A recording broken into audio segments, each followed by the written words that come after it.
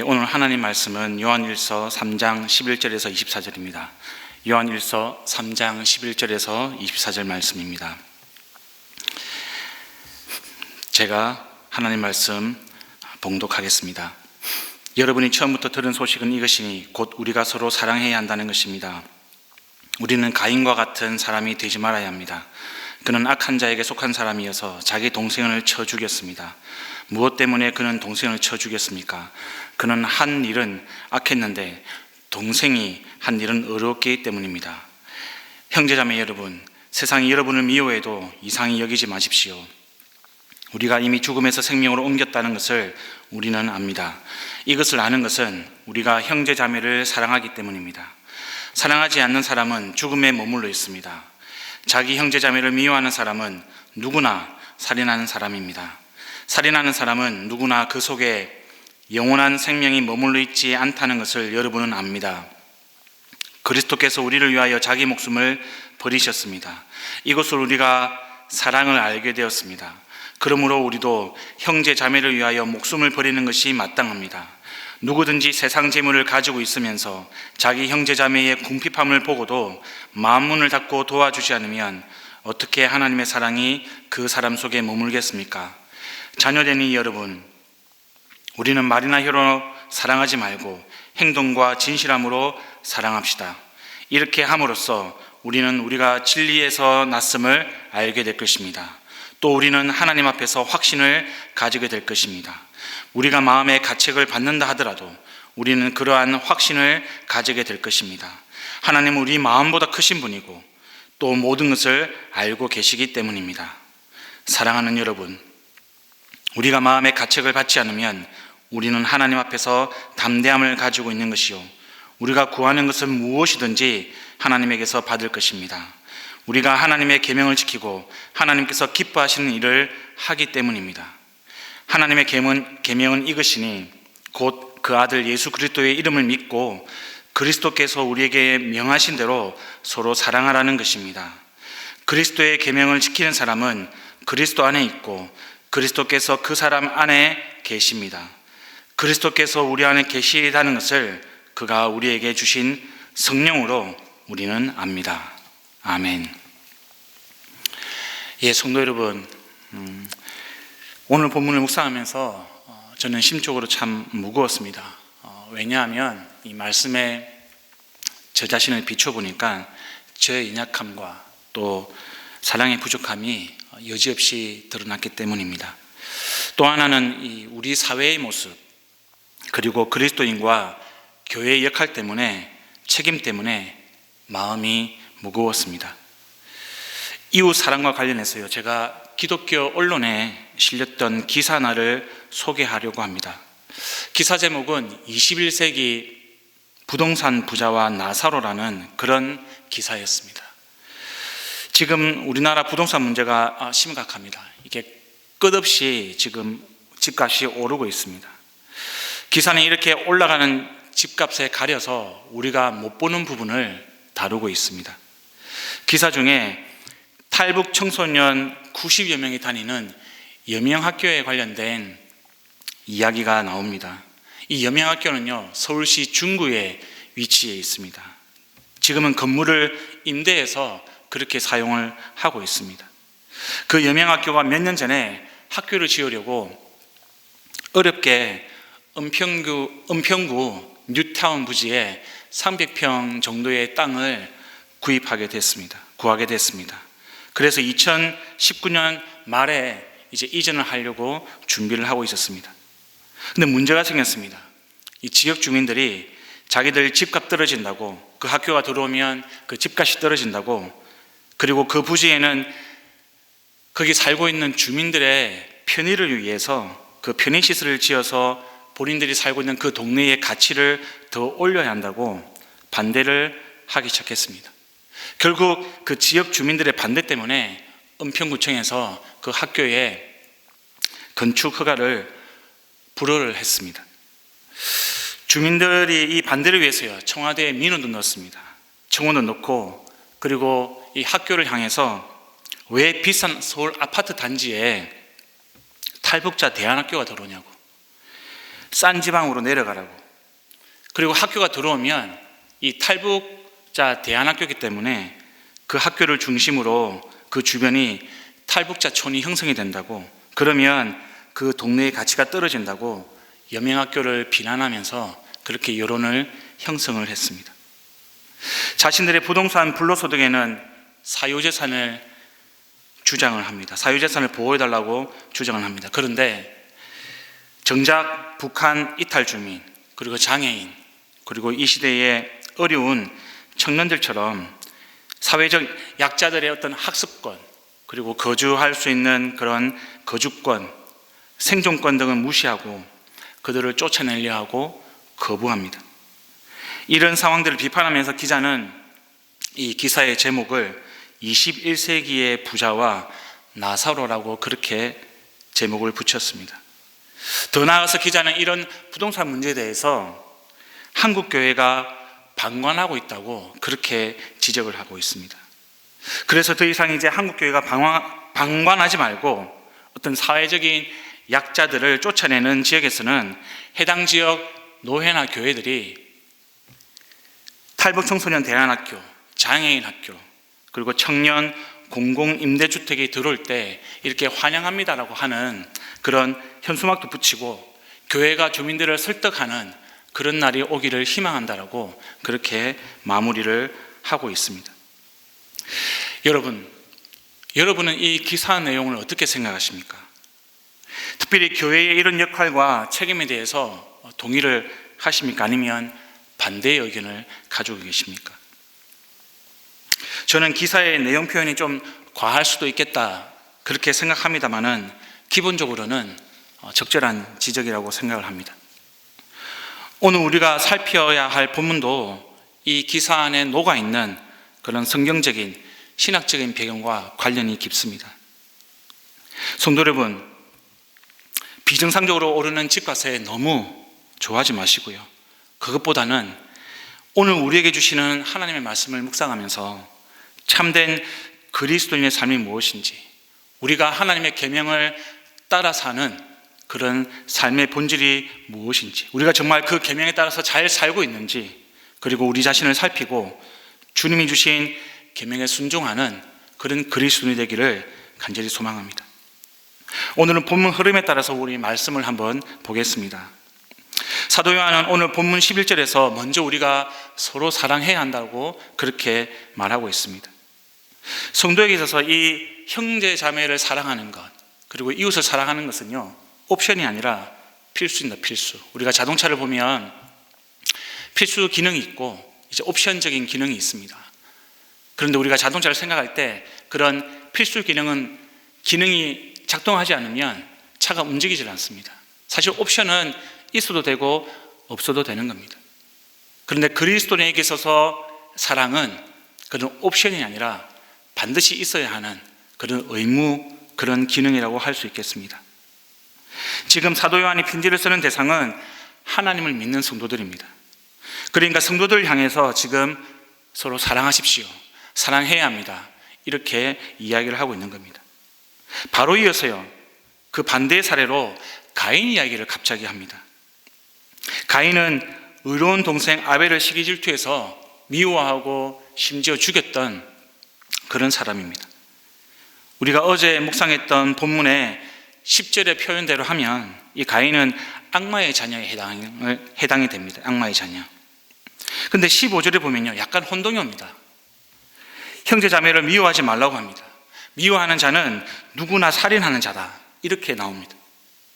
아니, 그러면 잘못을 뉘우치지도 않는 그런 가인, 잘못을 뉘우치지도 않는 현대판 그 조두순 같은 악인은 우리가 미워하지도 않고 사랑해야 합니까? 이런 질문이 생깁니다. 우리는 여기서 아주 조심을 해야 합니다. 오늘 우리가 이 말씀을 가지고요, 피해자에게 적용하기보다는 우리는 가해자에게 이 말씀을 적용을 해야 된다는 거죠. 조두순 사건에 있어서 피해자가 가명이지만 나영이라는 그런 아이였습니다. 우리가 피해자 나영이한테 이 말씀을 적용해서는 안 되는 겁니다. 나영이에게 네가 조두순을 미워하면 너도 살인하는 사람이랑 똑같으니까 너는 조도순을 무조건 용서하고 사랑해야 한다. 이렇게 말할 수 있겠습니까? 아닙니다. 우리는 그렇게 말할 수가 없습니다. 혹 우리들 가운데 그렇게 생각하는 분이 없겠지만 혹시라도 그렇게 생각하는 분이 있다면 그것은요, 성경을 잘못 적용하는 겁니다. 하나님을 오해하는 겁니다. 우리가 그렇게 말을 하면 우리는 나영이처럼 무고한 피해자들에게 2번 상처를 가하는, 2번 죽이게 되는 그런 잘못을 범하게 됩니다. 오늘 본문은요, 선량한 피해자에게 주시는 말씀이 아닙니다. 사람의 목숨을 앗아가고 피해를 주면서 잘못을 뉘우치지 않는 그런 악인들을 무조건 용서하고 사랑하라는 게 아니라는 말씀입니다. 적용이 잘못됐습니다. 말씀의 적용 대상은 12절처럼 아벨이 아니라 가인입니다. 어려운 동생이 미워서 죽인 가인처럼 되지 말라는 거예요. 가인처럼. 연약한 어린아이를 무참하게 짓밟은 그런 조두순 같은 사람이 되지 말라는 겁니다. 그러니까 이 말씀은 가인과 조두순 같은 그런 사람에게 가장 먼저 적용을 해야 되는 거죠. 이 말씀은요, 자기 욕망에 사로잡혀가지고 자기 공동체 안에서 선량한 다른 사람들을 미워하고 또 시기하고 그래서 그 사람들의 삶을 파괴하는 사람들에게 먼저 던지는 말씀입니다. 그리고 우리에게 그런 마음이 있다면 혹 우리 안에 그렇게 나의 만족과 유익을 위해서 선량한 사람들을 이용하려 하거나 시기해서 미워하는 모습이 조금이라도 있다면 그것을 버리고요, 공동체의 형제자매를, 이웃을 사랑하라는 겁니다. 누구처럼 말입니까? 바로 우리를 위하여 자기 목숨을 내어주신 예수 그리스도처럼 그렇게 사랑하라는 겁니다. 우리 16절 함께 읽어보겠습니다. 그리스도께서 우리를 위하여 자기 목숨을 버리셨습니다. 이것으로 우리가 사랑을 알게 되었습니다. 그러므로 우리도 형제 자매를 위하여 목숨을 버리는 것이 마땅합니다. 참 사랑이란 예수 그리스도처럼 형제 자매들을 위해 자기를 희생하는 것입니다. 17절과 18절을 보면요, 형제 자매를 위해서 목숨을 버리는 사랑이 어떤 것인지 구체적으로 기록을 하고 있습니다. 세상 재물을 가진 성도가 있습니다. 그리고 그에게는 가난한 형제 자매와 이웃이 주변에 있습니다. 그런데 사도 요한은 그 형제 자매와 이웃의 가난을 보고도 마음의 문을 닫고 도와주지 않으면 하나님의 사랑이 그 사람 안에 없다라고 그렇게 단정을 하고 있습니다. 이런 사람은요, 죽음에서 옮겨 생명에 들어있지 않다, 그렇게 이야기하고 있습니다. 이건 야고보서와 참 유사합니다. 야고보서 2장 15절에서 17절 말씀입니다. 만일 형제나 자매가 헐벗고 일용할 양식이 없는데 그 몸에 쓸 것을 주지 아니하면 무슨 유익이 있으리요? 이와 같이 행함이 없는 믿음은 그 자체가 죽은 것이니라. 예수님도 비슷한 말씀하셨습니다. 거의 동일한 말씀입니다. 마태복음 5장 16절입니다. 이같이 너희 빛이 사람 앞에 비치게 하여서 그들로 너희 착한 행실을 보고 하늘에 계신 너희 아버지께 영광을 돌리게 하라. 성도 여러분, 그런데 우리가 이런 사랑의 행실을 생각할 때 이런 사랑의 행실 때문에 우리가 구원을 얻는 것이 아닙니다. 오히려 반대입니다. 14절을 보면 그리스도인은 사랑을 통해서 영생을 소유하고 있음을 우리가 알 수 있습니다. 행동으로 표현되는 사랑은요, 우리의 믿음의 열매입니다. 우리가 구원받은 백성이라는 증거입니다. 하나님이 말씀하시는 사랑은 반드시 행동으로 나타나게 되어 있습니다. 가난한 형제 자매들을 돕고 그들을 위해서 희생하는 모습으로 나타나게 되어 있습니다. 그것이 진정한 사랑이라면, 진정한 그리스도라면 삶에서 그런 모습이 나타난다는 겁니다. 이것은 1차적으로는 물질로 돕는 것을 의미합니다. 하지만 영적인 면도 우리가 포함되어 있습니다. 나에게 물질이 없다고 해서 사랑을 베풀 수 없다? 아니요, 그렇지 않습니다. 형제 자매들을 위해서 우리의 시간, 우리의 마음, 우리의 태도를 우리는 나누어 줄 수 있는 것입니다. 아니, 나누어 줘야 하는 것입니다. 그들을 위해서 기도하고 그들을 위해서 우리의 마음을 나누어 줄 수 있다는 것입니다. 성도 여러분, 우리가 그렇게 이웃을 도울 때, 형제 자매를 도울 때 그렇게 돕는 것을 하나님께서 우리의 것을 빼앗아 가져간다라고, 하나님께서 우리에게 손을 입히는 거라고 그렇게 생각해서는 안 됩니다. 19절과 20절 보면요, 오히려 이를 통해서 우리가 진리에서 낫고 또 우리가 하나님의 자녀라는 믿음의 확신을 가지게 된다라고 그렇게 기록을 하고 있습니다. 우리는 우리의 이웃 사랑을 통해서 우리의 형제 자매를 사랑하면 사랑할수록 우리의 믿음이 더 강해지는 겁니다. 우리의 믿음이 더 성숙한 길로 들어서는 겁니다. 물론 우리에게 남아있는 죄성 때문에 우리가 순간적으로 형제 자매를 미워하고 이웃의 어려움을 외면할 수 있습니다. 모를 수 있습니다. 그럴 때 우리 마음속에 죄책감이라는 것이 찾아오게 됩니다. 책망이 찾아오는 것입니다. 하지만 하나님은 자기 자녀들을 정죄하지 않으십니다. 왜냐하면 우리들을 위해서 자기 아들 독생자 예수 그리스도를 내어주셨고 그 아들 예수 그리스도가 우리를 위해서 죽으셨기 때문입니다. 그리고 하나님께서는 은혜를 베푸셔서 우리를 제자리로 다시 인도하실 것입니다. 우리의 약함이 드러날 때 하나님은 우리가 회복되기를 원하십니다. 그래서 하나님은 우리의 마음보다 우리의 생각보다 크신 분이시고 모든 것을 알고 계신다라고 사도 요한은 이야기를 하고 있는 것입니다. 우리가 순간적으로 넘어질 때 우리가 너무 자기 정죄와 죄책감에 매몰되어서는 안 됩니다. 오히려 참된 회개와 은혜를 통해서 다시 사랑의 자리로, 다시 그 자리로 나와야 되는 것입니다. 22절을 보면요, 우리가 구하는 것은 무엇이든지 하나님에게서 받을 것이다, 이렇게 되어 있습니다.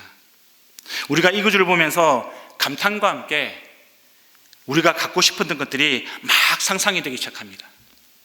여러분은 무엇을 갖고 싶으십니까? 강남에 한강이 보이는 그런 아파트를 원하십니까? 아니면 로또 1등 당첨을 원하십니까? 근데 안타깝게도요, 이 말씀은 이유불만하고 하나님께서 우리의 모든 간구를 다 들어주시겠다, 이런 의미가 아닙니다. 오히려 반전이 나타납니다. 하나님이 우리의 기도를 들으시는 이유는 우리가 하나님의 계명을 지키고 하나님께서 기뻐하시는 일을 하기 때문이다, 이렇게 사도 요한은 우리에게 설명을 하고 있습니다. 그러니까 우리의 기준이나 우리의 뜻이 아니라 하나님의 기준, 하나님의 뜻에 따라서 우리가 기도를 해야 된다, 우리가 간구를 해야 된다는 겁니다. 본문에서 무엇이든지, 이 단어는요, 내가 갖고 싶은 모든 것, 내가 갖고 싶은 것 무엇이든지, 이런 뜻이 아니라는 겁니다. 하나님의 나라와 의를 위해서 우리에게 필요한 모든 것, 그것을 말씀하는 겁니다. 아니요, 하나님이 원하시는 거 말고요, 제가 원하는 것 좀 주세요. 제가 원하는 것, 제발 제가 원하는 것, 그거 좀 주세요. 미안하지만 이렇게 말씀하시는 분은요, 영생이 없는 사람이라고, 참된 그리스도인이 아니라고 사도 요한이 이야기하고 있습니다. 여러분, 영생이 없는데 원하는 것 다 가지는 것, 그게 무슨 소용이 있겠습니까? 이런 사람에게는 새 하늘과 새 땅에서 하나님과 영원히 누릴 수 있는 그런 기쁨과 행복이 없다는 말입니다. 성도 여러분, 우리는 그의 나라와 의를 먼저 구하는 그런 하나님의 백성입니다. 그렇기 때문에 우리의 간구는요, 우리에게 필요한 것, 우리의 기준에 우리가 갖고 싶은 것, 그것을 간구하는 것이 아니라 하나님의 나라와 의를 위해서 우리에게 정말 필요한 것, 그것을 다 준비하고 계시는 하나님께 우리가 아뢰을 때 하나님은 우리의 필요를 넉넉하게 채워주실 줄로 믿습니다. 마지막으로 우리가 23절, 24절 보겠습니다. 참된 그리스도인은 예수 그리스도를 믿고 그분의 계명을 지키는 사람들입니다. 그분의 계명은 하나님을 사랑하고 형제와 자매와 이웃을 사랑하는 사람들입니다. 그러니까 이 믿음이라는 것과 이 사랑이라는 것은 서로 분리되는 것이 아닙니다. 하나로 연결이 되어 있습니다. 삼위 하나님이신 예수님을 부인하는데 이웃을 사랑한다는 것, 그 사랑은요, 하나님께 속한 사랑이 아닙니다. 그것은 하나님과 무관한, 영생과 무관한 그냥 일반 은총에 머물러 있는 그런 사랑입니다. 반대로 우리가 예수님을 믿는데 형제와 자매를 사랑하지 않는다? 예수님을 믿는데 우리 이웃을 사랑하지 않는다? 그 또한 그 안에 하나님에 대한 믿음이 없다라는 것입니다. 그 안에, 그 사람 안에 우리 하나님에 대한 믿음이 없다라는 것을 증명하는 것입니다. 참된 성도는 성령님을 통해서 그가 그리스도 안에 있고 그 안에 그리스도께서 계시는 것을 아는 사람입니다. 믿는 사람입니다. 그것이 드러나는 사람입니다. 우리가 성령님을 생각할 때 어떤 신비롭고 추상적인 존재, 그런 존재라고 생각하시면 안 됩니다. 그런 분이 아니십니다. 성령님은 우리 삶에 실제적으로 역사하시고요, 우리 삶에서 우리가 그리스도인답게 살아갈 수 있도록, 하나님의 자녀로서, 하나님의 백성으로서 살아갈 수 있도록 도와주시는 분이십니다. 우리의 삶에 실제적으로 이끌어 가시는 분이십니다. 그런 우리 성령님을 통해서 우리가 예수 그리스도에 대한 믿음을 가지게 되고, 그 사랑 안에서, 그 믿음 안에서 우리의 삶이 주님께서 주시는 계명을 따라 살아갈 수가 있게 되는 것입니다. 저와 여러분이 오늘도 이 성령님의 도우심으로 사랑의 계명을 지키는 진정한 그리스도인의 길을 가기를 우리 주님의 이름으로 축원합니다. 성도 여러분, 우리 함께 말씀을 기억하면서 기도하기를 원합니다. 하나님께서 주시는 우리 그리스도인의 진정한 삶을 살아갈 수 있도록 도와주십시오. 하나님이 기뻐하시고 하나님이 원하시는 그런 삶, 예수 그리스도를 믿고 그분께서 말씀하시는 계명을 따라 사는 삶, 하나님을 전심으로 사랑하고 이웃을 내 몸과 같이 사랑하는 삶, 형제와 자매들에게 하나님의 사랑을 나누어 주고 공유하고 함께 더불어서 살아가는 삶, 그런 삶을 살아갈 수 있도록, 그런 계명을 따라 살아갈 수 있도록 도와주시옵소서. 그런 은혜 선물교회 되게 도와주십시오. 그런 우리 목장 식구들 될 수 있게 도와주시옵소서. 함께 기도했으면 합니다. 그리고 우리가 오늘은 교회를 위해서 기도하는 날입니다. 우리가 1010 합심 기도의 기도 제목들 보시면서요, 특별히 교회를 위해서 기도했으면 좋겠습니다. 다시 방역 단계가 2.5단계로 높아졌습니다. 모든 성도님들의 건강을 위해서 기도했으면 좋겠습니다. 그리고 육신의 건강뿐만 아니라 어떤 어려움 속에서도 우리의 신앙생활이 흔들리지 않도록, 우리가 믿음 생활을 잘할 수 있도록 기도했으면 합니다. 그리고 이번 주일에 장로 권사 임직식이 예정되어 있습니다.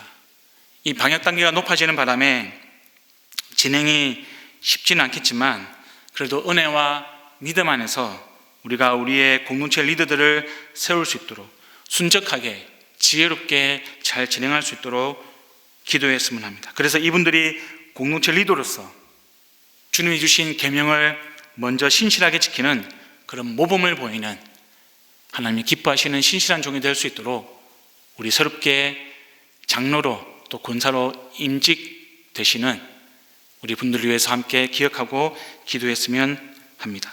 함께 기도하시고 우리 가지고 계신 기도 제목 가지고 계속 기도하시겠습니다.